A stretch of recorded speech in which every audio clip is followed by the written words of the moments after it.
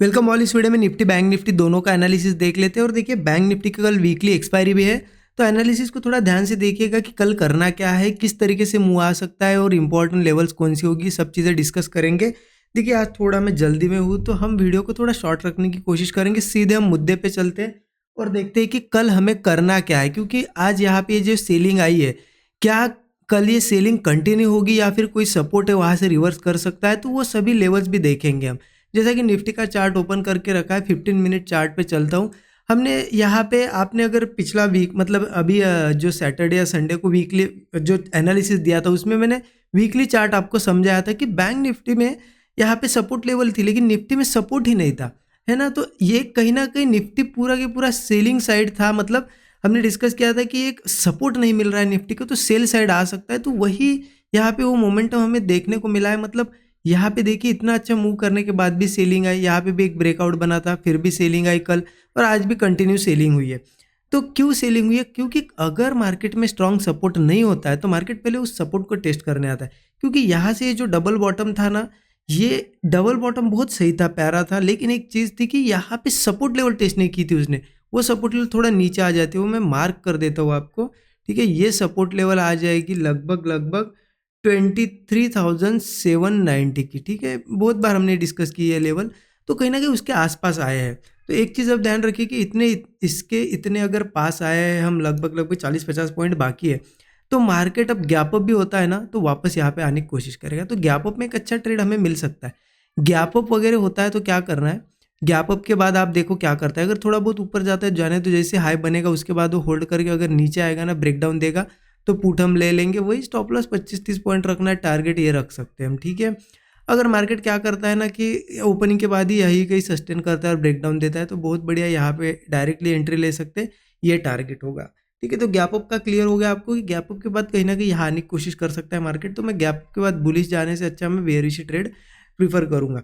अब देखिए, मार्केट अगर फ्लैट या फिर गैप डाउन होता है थोड़ा और इस सपोर्ट पे रहता है तो बहुत बढ़िया है, क्योंकि कंटिन्यू गिरते हुए आया है। देखिए, तो इस सपोर्ट से रिवर्सल हो या ना हो, लेकिन एक बाउंस बैक दे सकता है। उसमें 1:3 का टारगेट, मतलब 70-80 पॉइंट 100 पॉइंट इजीली हम अचीव कर सकते हैं।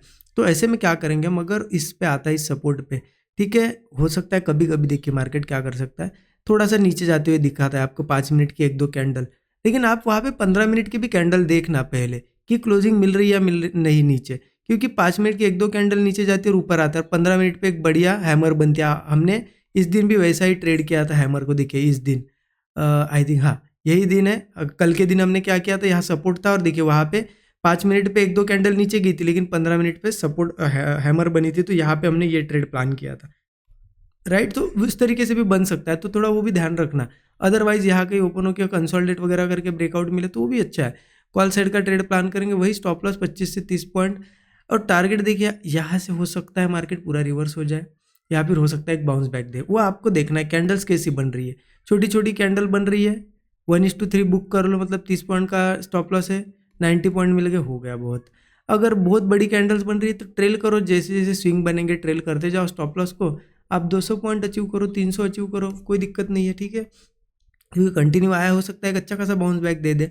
और इसके नीचे अगर निकलता है तो दिक्कत है, क्योंकि देखिए हो सकता है थोड़ा बहुत अगर यहाँ से जाए, ठीक है, यहाँ से जाए तो कोई बात नहीं, हम वेट करेंगे कि क्या सही में इसके नीचे सस्टेन करता है। सस्टेन करने के बाद ब्रेकडाउन आएगा तब पुट लेंगे।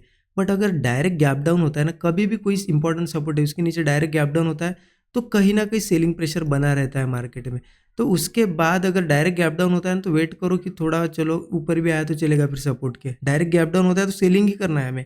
ठीक है, थोड़ा बहुत ऊपर आके अगर होल्ड करके ब्रेकडाउन अगर मिलता है तो अगेन हम पुट ट्राई करेंगे यहाँ पे। ठीक है, या फिर गैप डाउन करके यही कहीं होल्ड करके ब्रेकडाउन मिले तो भी पुट लेंगे।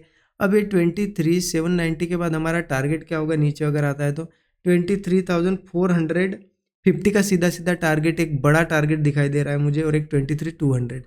अब देखिए यहाँ से आप देखो, ये 400 300 350 पॉइंट का टारगेट है। ज़रूरी नहीं है कि ये आपको टारगेट का वेट कर रहा है, मार्केट का मूवमेंट देख के हमें रुकना या नहीं रुकना वो डिसाइड करना पड़ता है। अगर आपने यहाँ कहीं ट्रेड प्लान किया, मार्केट धीरे धीरे जा रहा है और कहीं पे होल्ड कर रहा है, निकल जाओ, 1:3 मिल गया बहुत है।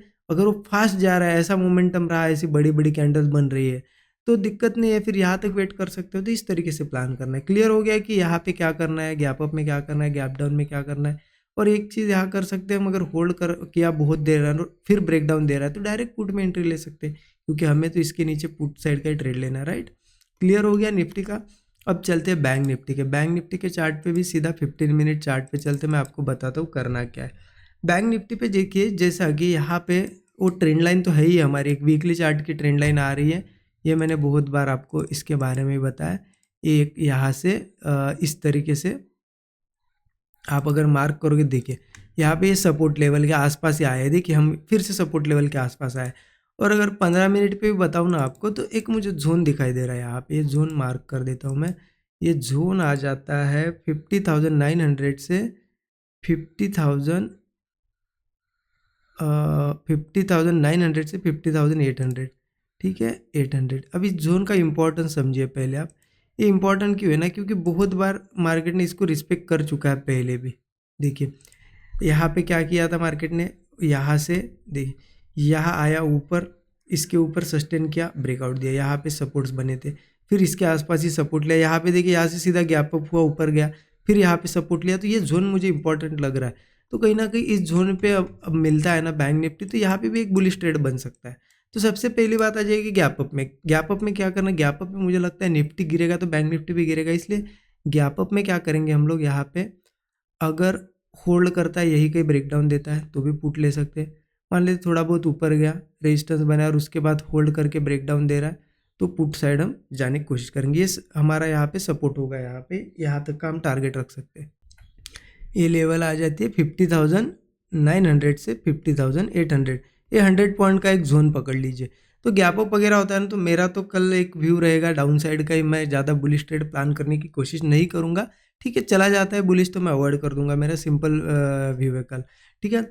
अगर मान लेते यही नीचे अगर ओपन होता है या गैप डाउन होता है इस जोन के आसपास, इस जोन के आसपास देखो क्या करता है, या अगर सपोर्ट लेके फिर होल्ड करके ऊपर ही ब्रेक कर रहा है, या हैमर कैंडल बन रही है, डबल बॉटम बन रहा है, तो यहाँ भी हम कॉल ट्राई कर सकते हैं। जैसे कि निफ्टी उसके सपोर्ट को रिस्पेक्ट करेगा और बैंक निफ्टी भी सेम टाइम इस जोन को रिस्पेक्ट करेगा, तो यहाँ पे भी कॉलम प्लान कर सकते हैं। वही स्टॉप लॉस ज़्यादा से ज़्यादा 40-50 पॉइंट रख के 1:3 का तो एक इनिशियल टारगेट हम रख ही सकते हैं, ठीक है। हाँ सेम यहाँ पे भी ये है कि अगर एक बार 50,800 ब्रेक हो, मान लेते किसी केस में यहाँ से जाए, तो वेट करो 50,800 के नीचे सस्टेन करना चाहिए, क्योंकि कंटिन्यू आया है मार्केट, कंटिन्यू नहीं गिरेगा, इसके नीचे कुछ टाइम स्पेंड करने दो, फिर ब्रेकडाउन पे हम पुट ले सकते हैं। अगर मान लेते डायरेक्ट गैप डाउन भी हुआ बड़ा, तो कोई दिक्कत नहीं, गैप डाउन हुआ इस लेवल के नीचे तो हमारा व्यू सेलिंग साइड का रहेगा। बट उसमें भी एक कैच है कि मार्केट में हम डायरेक्ट नहीं एंट्री ले सकते, उसमें हमें क्या करना पड़ेगा, थोड़ा बहुत ऊपर आए या फिर इसके आसपास ही कहीं वो ऐसा कंसोलिडेट करके नीचे जाए, तब पुट में एंट्री ले सकते हैं, ठीक है।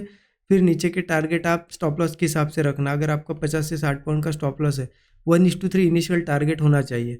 मोमेंट देख के टारगेट बुक करो, छोटा छोटा यहाँ पे मतलब स्लो मूव में छोटी कैंडल्स बन रही है, टारगेट आप 1:3 भी ले सकते हो। अगर बड़ी कैंडल्स बन रही है, बहुत बड़ी सेलिंग आ रही है, तो बड़ा टारगेट रखो, ठीक है, सिंपल है। गैप अप की भी केस क्लियर कर दी, फ्लैट की नीचे अगर गैप डाउन वगैरह होता है तो उसकी भी क्लियर कर दी है।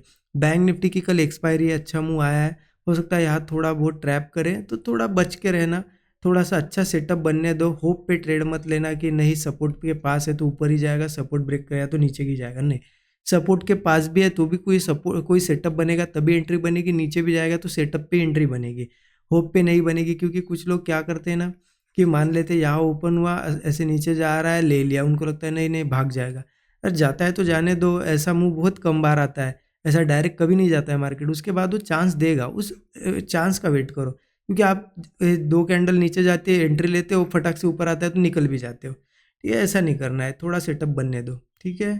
आई होप एनालिसिस अच्छा लगा होगा, अच्छा लगा तो ज़रूर लाइक कर दीजिए। Thank you so much everyone.